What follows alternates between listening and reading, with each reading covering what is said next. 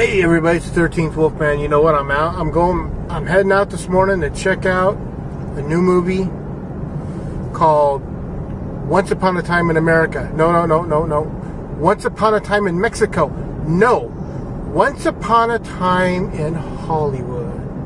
Written and directed by Quintin Tarintino. I'll tell you about it later.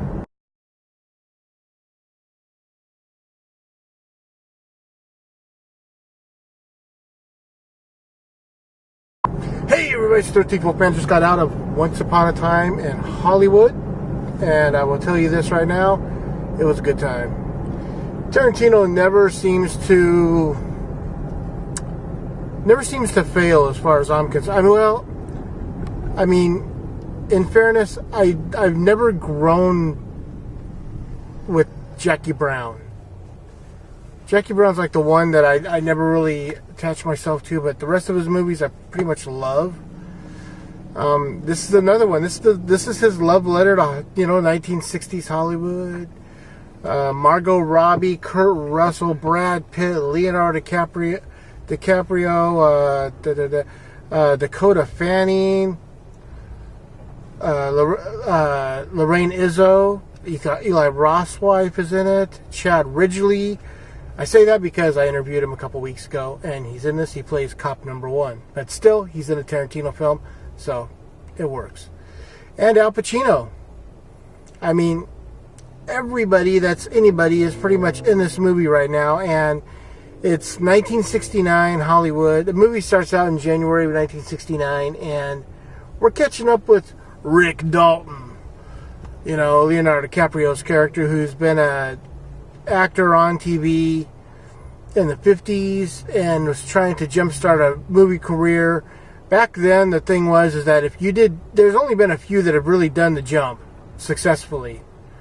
But back then it was, if you did TV, you stayed on TV. If you did movies, you stayed on movies. Movie actors always thought it was a step down to have to go work on the small screen. And the two that did it really well, there's probably more, but Clint Eastwood and Steve McQueen. They were both on, 50s westerns, and they leaped to the big screen, but that's neither here nor there. This movie is about Rick Dalton. I say it that way because that's the way he kind of comes off in this movie. I'm Rick Dalton. Rick Dalton, not to be confused with Jack Dalton, who's on MacGyver. It's a good movie. I don't want to give too much away what it's about. Yes, what you've seen in the trailers, Manson's mentioned. But that's about as much as I'm going to tell you about that. He's just basically dealing with the fact that his career is getting smaller and smaller. Al Pacino plays a guy that wants to send him over to Italy to make spaghetti westerns. And he thinks he's better than that.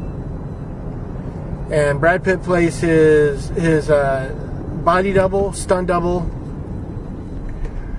And he hasn't done a whole lot of work he hasn't done a whole lot of stunt work lately. He's basically just been doing driving Rick around, which is fine. I mean, you take work where you can get it. But so what would I say about this movie? I mean, there's nothing I disliked about it. It's a Tarantino film. I was kind of surprised though, because in most Tarantino films there's a lot of exposition, a lot of talking, and they just kind of like ramble on about stuff. This one didn't really have that. This had more, I don't know how to explain it, but it just seemed like less exposition and more shots of stuff happening. It looks good. It's amazing how they recreated 1960s Hollywood. They show the old Cinerama Theater. They show the old, we had a Cinerama in Seattle growing up, so kind of know what that looks like. But yeah, it's a well done, well planned out, well put together movie. The soundtrack is freaking awesome. I mean, you can't go wrong with the Tarantino soundtrack. He likes to find those songs that no one uses, you know. Like, there's a version of Kentucky Woman in this movie it's the Neil Diamond song Kentucky Woman, but it's done by Deep Purple. I didn't even remember Deep Purple did Kentucky Woman.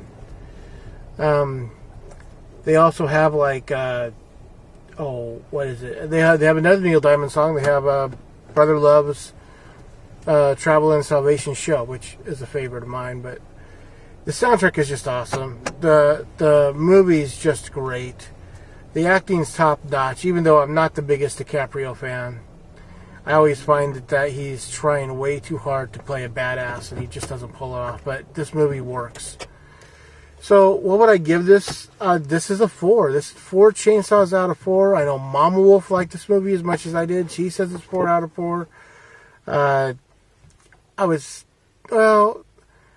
expected at the very end there to be a tribute to Luke Perry because he's in the movie, but there wasn't. I was kind of disappointed with that, but that's neither here nor there, you know. So, yeah, I say go out and see it. This is definitely something you have to experience in the theater. It's 2 hours and 41 minutes, but that time flies by.